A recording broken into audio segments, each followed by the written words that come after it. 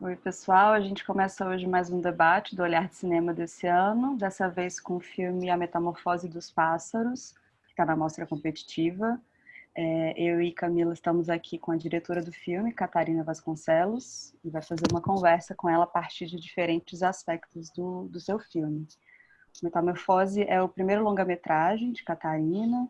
Ele trabalha com algumas histórias pessoais, autobiográficas, familiares, a partir da diretora, e estabelece toda uma série de vínculos e fabulações a partir disso na relação com, né, uma série de outros sujeitos e outras histórias, e também na relação com o país, né, entendendo como filme português. A gente vai abordar algumas dessas questões. Eu passo para a Camila para fazer um primeiro comentário. Antes de mais nada, obrigada, Catarina, por estar aqui com a gente. A gente está super feliz de exibir o filme na mostra competitiva, né, do Olhar dessa edição. E acho que uma coisa muito tocante a respeito do filme, bastante inspiradora, assim, é como, de alguma maneira, você traz os vazios e as ausências num lugar um tanto positivado, no sentido de quanto isso possibilita a criação, a fabulação, a produção. E aí, só para a gente disparar a conversa, eu queria te convidar a contar um pouco para a gente de como se deu, né, a realização desse filme, da onde ele vem. Bom, antes de mais, muito obrigada a Olhar do Cinema por este bonito convite. É um enorme prazer poder estrear a Metamorfose dos Pássaros no Brasil e no vosso bonito festival, por isso desde já muito agradeço. É uma pergunta super linda e eu vou tentar estar à altura dela. Eu comecei o filme por... eu estava a viver em Londres e tive uma conversa com o meu pai, muito trivial, e no fim dessa conversa o meu pai diz-me, de forma muito banal, by the way, o teu avô quer queimar a correspondência entre ele e a tua avó. Eu achei aquilo muito sinistro, muito estranho, porque eu nunca tinha conhecido a minha avó e na minha cabeça eu achava que, lendo a correspondência, eu poderia conhecê-la de alguma forma. E tivemos uma grande discussão que não deu em nada, porque o meu pai terminou dizendo: mas isto é, antes de serem teus avós, são duas pessoas e isto é intimidade de duas pessoas e não se pode. Pronto. E eu regressei, nesta altura houve uma coisa muito boa desta conversa, foi eu decidi logo que queria fazer um filme, porque eu achava muito injusto uma pessoa morrer duas vezes. Sentia que esta mulher, esta Beatriz, morreria duas vezes, a avó Triz morreria duas vezes. Então decidi começar a fazer um filme sobre isso, e percebi que tinha de investigar muito sobre o que era ser mulher em Portugal durante o Estado Novo, durante a ditadura portuguesa, e também comecei a perceber que para contar a história desta mulher que eu nunca havia conhecido, tinha de falar também com os seus filhos, com o meu pai, com os meus tios, e eles foram super generosos a contarem muita coisa, mas eu sentia que havia coisas que não me contavam, havia coisas que eles não estavam a dizer. E eu ao início fiquei muito chateada, porque é que não me estão a contar, o que é. E depois percebi mais tarde que isso faz parte assim do mistério de todas as famílias. Todas as famílias têm coisas que não são ditas, que não se contam, ou por pudor, ou porque são quase sociedades secretas, às vezes as famílias têm este lado muito misterioso. E eu pensei, bom, então no início fiquei um bocado zangada, porque sentia que me falhava coisas, que eu não tinha tudo. E depois pensei, bom, se não me contam, então eu posso inventar. E foi assim que este filme foi surgindo. Ele tem algumas coisas que sim, são documentais, no sentido que elas são verdadeiras, de coisas que me foram contadas da família, mas depois existiam espaços em branco que tinham de ser criados. E esses espaços também têm um pouco a ver com este lado mais ficcional que invade o filme. Não sei se respondi, mas pronto. Ótimo, enfim, respondeu muito mais das vezes do que a gente estava pensando, emendando um pouco na sua fala, só fazer um breve comentário e com uma pergunta, aí você responde o que, né, que achar melhor. Enfim, eu fiquei muito emocionada quando assisti o filme, acho que todo mundo da comissão, né, de seleção ficou, eu fiquei totalmente, não parava de chorar depois de assistir. E uma das dimensões que mais me tocou foi essa construção mesmo autobiográfica, né, digamos, vamos usar esse termo na falta de um melhor, que o filme faz à medida que vai costurando, né, sentimentos e histórias muito próximas, muito próprias suas, com as, né, quem está próximo da sua família, e alinhavando toda uma reflexão mesmo histórica, nacional, mas sem perder a perspectiva do pessoal, né? Enfim, a autobiografia, em geral, acaba sendo um pouco colocada de lado, diminuída, por se considerar que são questões muito próprias do âmbito privado, íntimo, doméstico, quando, na verdade, o seu filme, ele explora o que nessas escritas de se tem justamente na sua potência de fabular, né, de inventar, de pegar essas fronteiras do que é exatamente documental, real e o que é ficcional e borrá-las totalmente, entendendo, né, que se habita o espaço do entre, né, dessa máscara, né? Não à toa também a gente nunca vê as pessoas frontalmente, a gente vê elas lateralmente, a gente vê de lado, enfim. Só um comentário a partir dessa construção, dessa relação de si com os outros, né? Mas é super interessante o que estás a dizer, porque eu sinto que nós, no mundo em que vivemos, foi criada uma narrativa da história. Há uma narrativa e nós aprendemos isso na escola, vocês no Brasil aprendem uma história, nós aprendemos outra, mas são histórias que são contadas e que elas são a verdade absoluta. E se há coisa que este período histórico nos está a mostrar, com todas as discussões do pós-colonialismo, com todas as questões da luta das mulheres, do feminismo a voltar, o que nos está a mostrar é que se há coisa que não faz sentido é existir no mundo uma única narrativa para tudo. E eu entendo muito bem a questão de... Eu própria acho também, é engraçado, eu fiz um filme sobre a minha família, mas eu própria também tinha preconceitos sobre as histórias familiares, no sentido de... Mas não no sentido de não serem interessantes, porque o que eu acho é que a história é feita de todas as histórias. Tem de ser todas as histórias que constroem uma história maior. Mas no sentido de...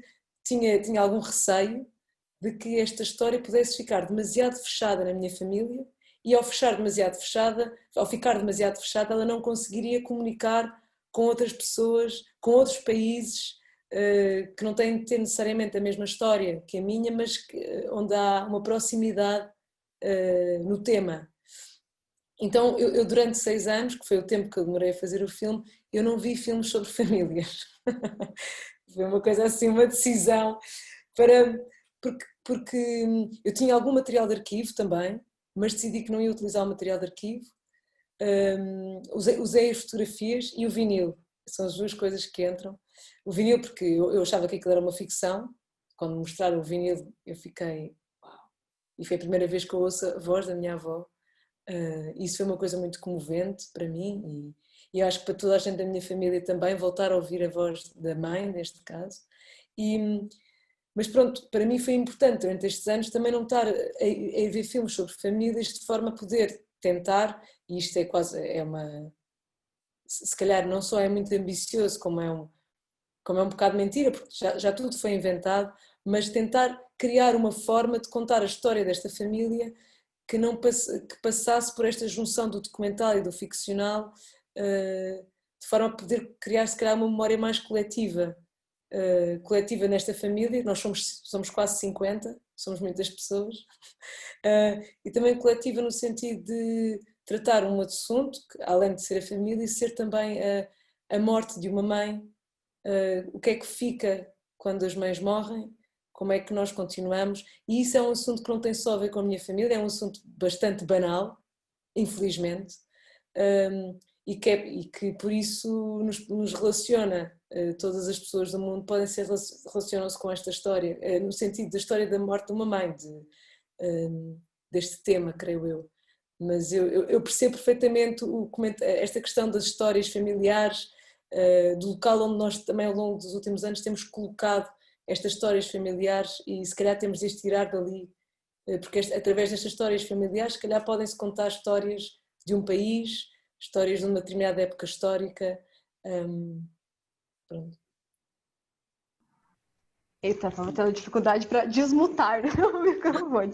Mas, não, a partir do filme, mas também podendo te ouvir agora falar sobre o filme, né? Estava pensando sobre esses tensionamentos de metas narrativas, por exemplo, e sobre esses tensionamentos binários que já não dão conta, assim, né? Porque nos instiga, assim, não é só sobre a família, também não é só sobre o país, não é do privado e do público, não é do documentário nem da ficção.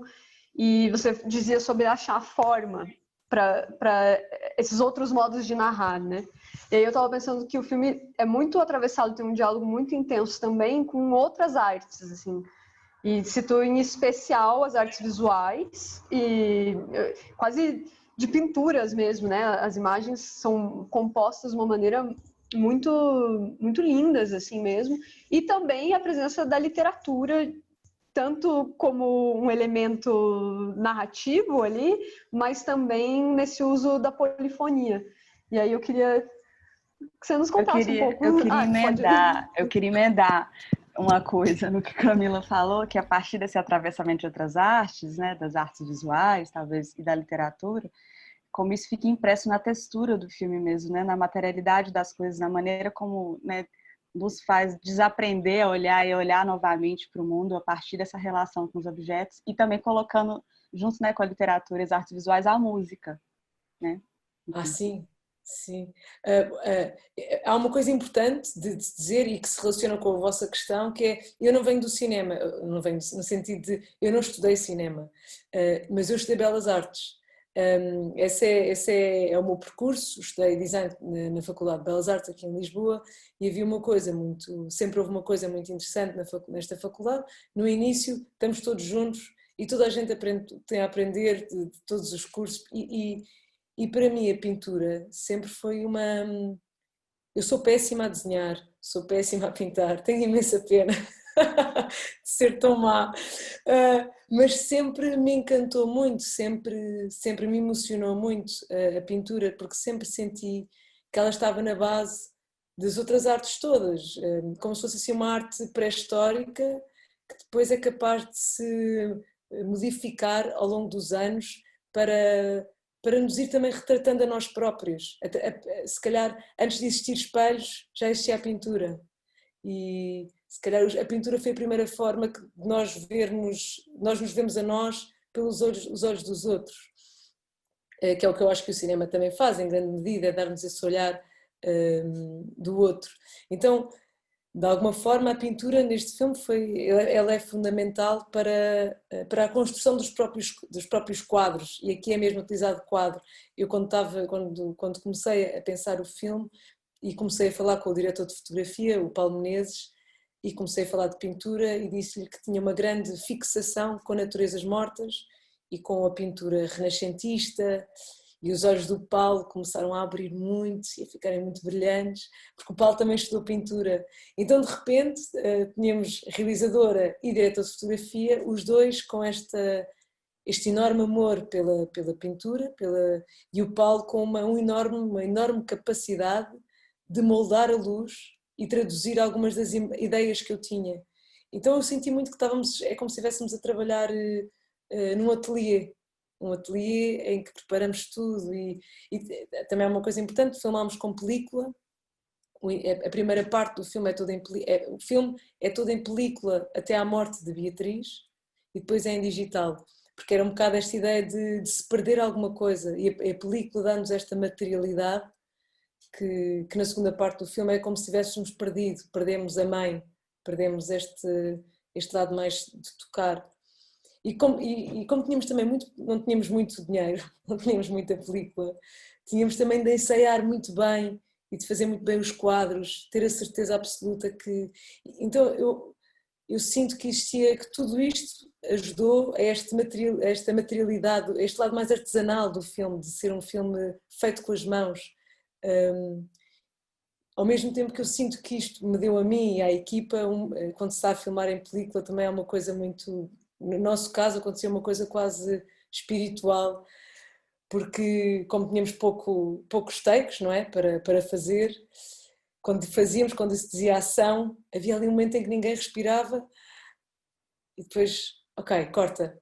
E então tudo isto eu acho que ajudou a criar, de alguma forma, se calhar é só a minha visão de quem esteve a fazer o filme, mas este lado mais de artesanal, este lado da pintura, este lado das condições que tínhamos para filmar, juntamente depois com uma coisa que também falaram as duas, que tem a ver com, eu li muito, eu gosto muito de ler, acho que é uma herança que tanto nós em Portugal como vocês no Brasil têm, é uma relação muito grande com a literatura, com as palavras, e isso para mim era uma coisa que era fundamental que estivesse no filme, ter este lado literário que vem que percorria o filme, mas de uma forma quase musical.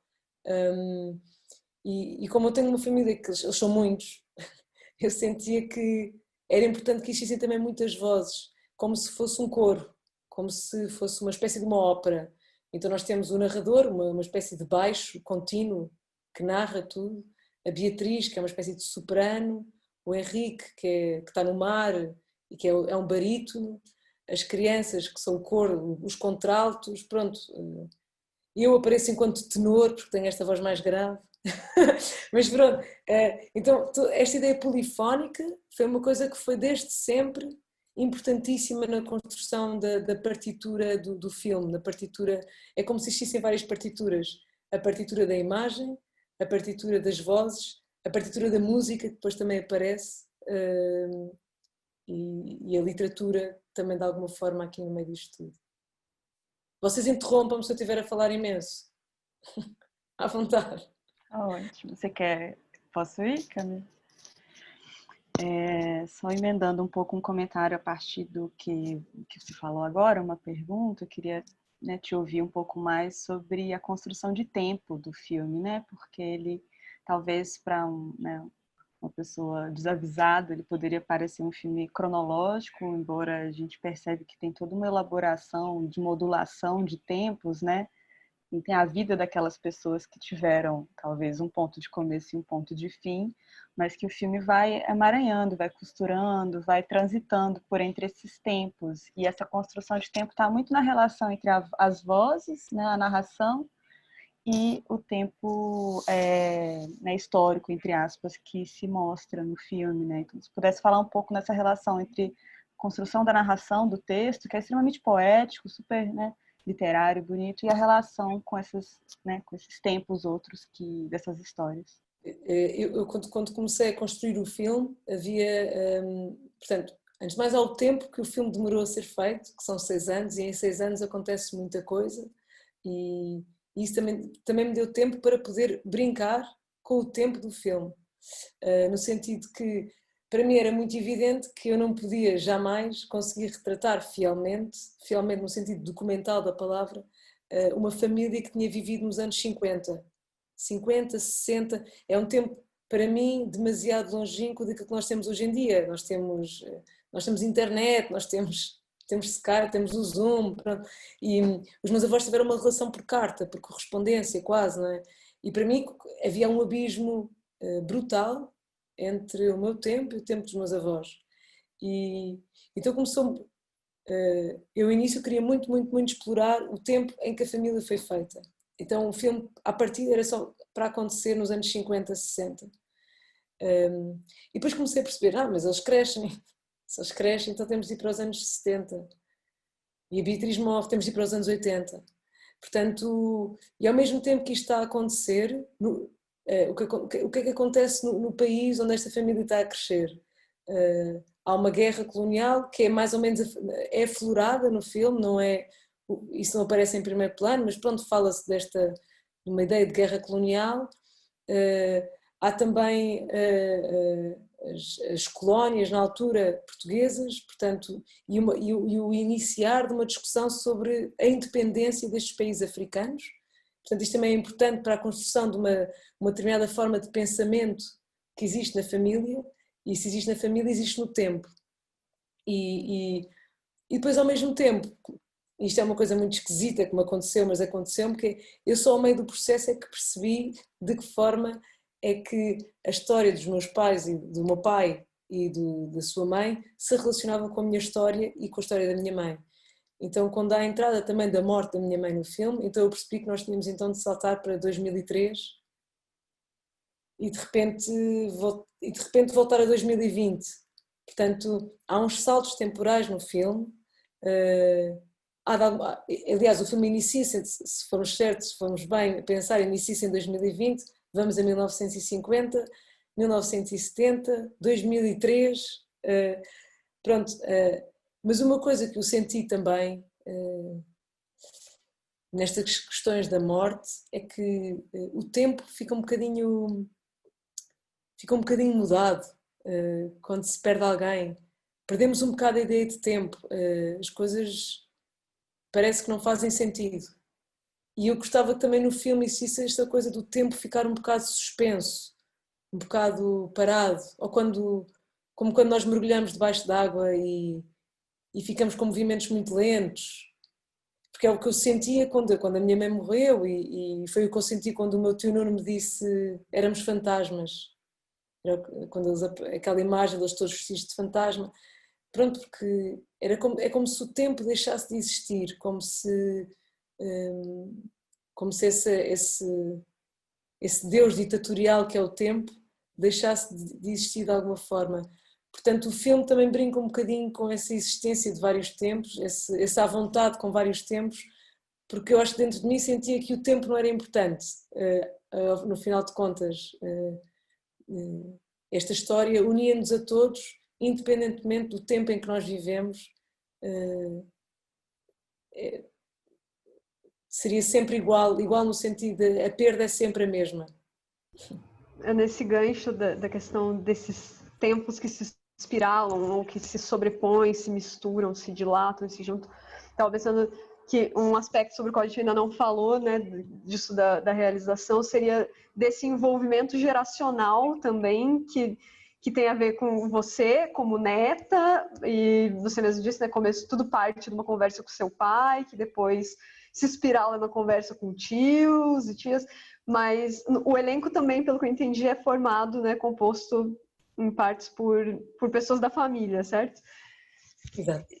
E aí eu queria saber um pouco desse processo, que são isso que dá corpo ali mesmo, né, para essa família, os corpos da família que estão ali se espiralando nesses espirais de tempo. Se pudesse nos contar um pouco.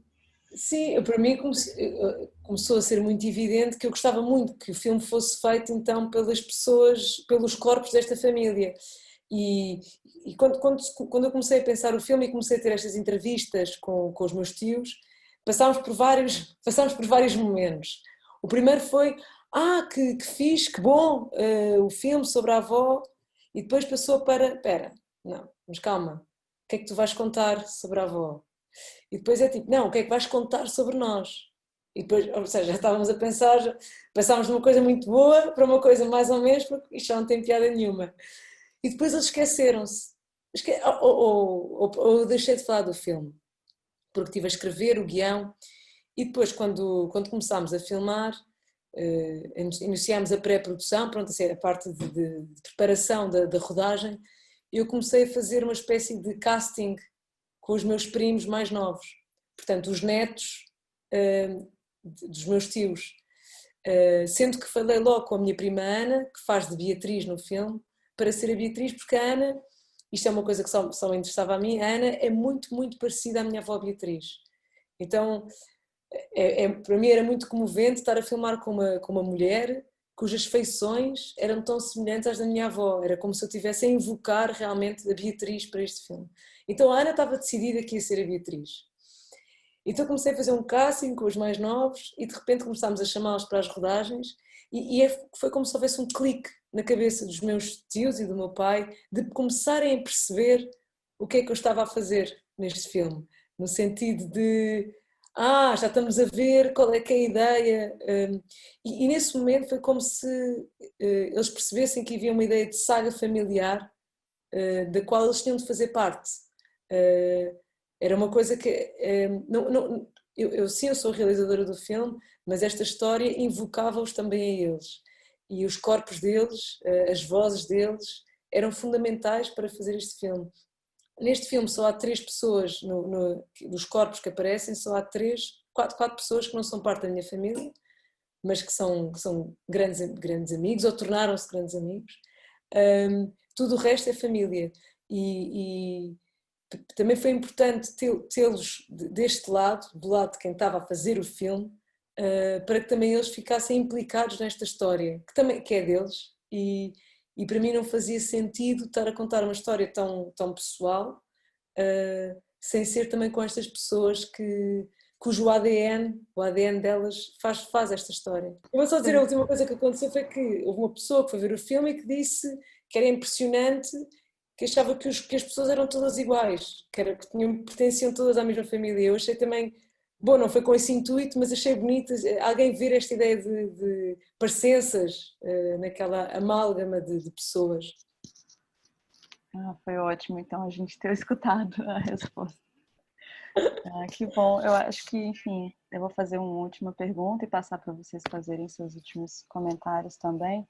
Talvez voltando um pouco na deixa que você deu em uma das respostas, nessa relação com talvez eventos macro-históricos do país, né? Você comentou da ditadura, enfim, tem toda uma história e momentos específicos que atravessam a vida de vários personagens. E você mesma falou que isso aparece pontualmente no filme, não é aquilo que se deseja abordar, endereçar diretamente, embora está lá com toda a sua, né, presença, assim, importância também para a gente se posicionar de diferentes maneiras em relação àqueles personagens, né? Eles foram pessoas que viveram seus tempos de maneiras diferentes. Então, se puder falar um pouco também dessas decisões que passaram, construção do filme, assim, de como lidar com esses eventos, momentos específicos da história do país e porque, né, como lidar com isso lateralmente, pontualmente, como é que foi essa construção, né? Bom, eu não creio que os comentários sociais e políticos que eu tenho no filme são insuficientes. São insuficientes para Não, de mim. maneira. Não foi isso que eu quis dizer, era só a construção mesmo.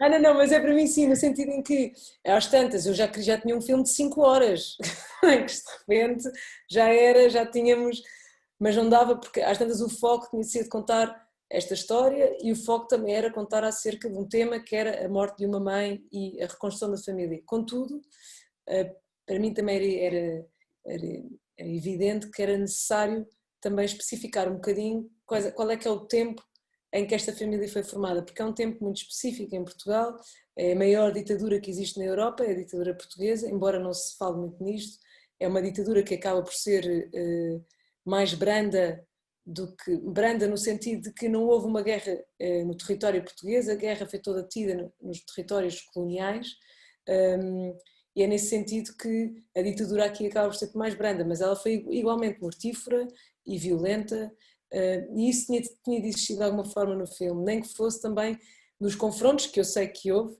entre o meu pai e os meus tios e os seus pais. Portanto, o meu avô nasce em 1926. 1926 é a altura, é o ano em que há uma implementação do Estado Novo em Portugal. Portanto, toda a vida do meu avô foi vivida a achar que aquilo era normal. O que acontece quando temos filhos, ou acho eu, no que consigo perceber à minha volta, é que os filhos começam a ver outras coisas. No caso do meu pai e dos meus tios, foi começarem a perceber que o que se passava no resto do mundo não era igual ao que se passava em Portugal. E daí surgirem discussões. Portugal era um país altamente conservador. O comentário que existe em relação à Teresa no filme, a Teresa é a única mulher que existe no meio de 6 homens, de 6 irmãos, ela é a única mulher. E em Portugal, ser mulher na época do Estado Novo era altamente polarizado do que era ser-se homem. E para mim também é um pescar de olho a coisas que eu sinto que ainda são assim hoje em dia, que as coisas ainda não mudaram assim tanto quanto isso tudo em muitas coisas. Ainda há as tarefas para os homens e as tarefas para as mulheres. Ainda em Portugal os homens continuam a receber mais do que as mulheres. Portanto, isto são tudo assuntos que são... eles têm um momento histórico, mas isso não significa que eles tenham sido resolvidos. eles continuam a existir e nós continuamos a lutar com eles.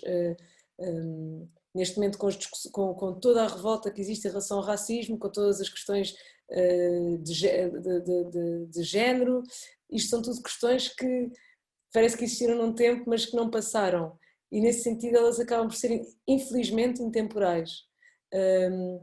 Portanto, para mim era importante também quase como se perceber, através da história de um país, ou deste país, de Portugal, como é que chegámos até aqui. Para mim isso também foi importante, de ter esta relação, perceber também o que é ser mulher em Portugal em 2020. Sim, já avançámos muito, é verdade, mas ainda temos muito mais para fazer. Não sei se respondi ao que tu estavas a dizer, Carla, mas desculpa, fui para aqui, não sei bem. Eu acho que é isso, a gente tem que encerrar. Eu vou convidar a Catarina a fazer suas últimas considerações, mas eu só queria pontuar como uma espécie de consideração também daqui de quem te escuta, que é muito curioso porque a programação, né, do Olhar desse ano é composta, obviamente, de muitos filmes altamente singulares, assim, com suas preciosidades, mas há um retorno constante, e nas nossas conversas, muitas delas têm ido para aí, que é essa necessidade, essa crise do presente, do contemporâneo, que nos faz olhar para um passado, mas visando apontar para o futuro, né? E isso, encarar essas feridas, encarar essas questões e vendo da onde esse frente a frente, para onde isso vai nos levar. E aí, acho que queria te convidar a isso, fazer a consideração final e convidar as pessoas a assistirem o filme. Sim, bom, eu acho que nós o futuro ainda não podemos ver como é que é. Então sobra-nos o presente e o passado. E como não arranjamos muitas vezes respostas no presente, porque há coisas horríveis a passarem-se no mundo inteiro, olhamos para o passado à procura de respostas. Eu própria sinto que fazer este filme foi um procurar de respostas sobre mim, sobre alguma espécie de consolo para aquilo que me aflige ou que me atormenta no passado. E creio que a nossa relação com o passado devia ser muito mais honesta. Honesta em todos os sentidos. De olharmos para o passado com olhos de ver, olharmos para o passado sem estarmos embutidos numa narrativa que nos foi imposta, e começar também a dar voz às várias histórias que no passado não foram contadas e que precisam de ser contadas para nós vivermos melhor o presente. Acho que é isto. Muito obrigada. É ótimo, nós que agradecemos. A gente que agradece.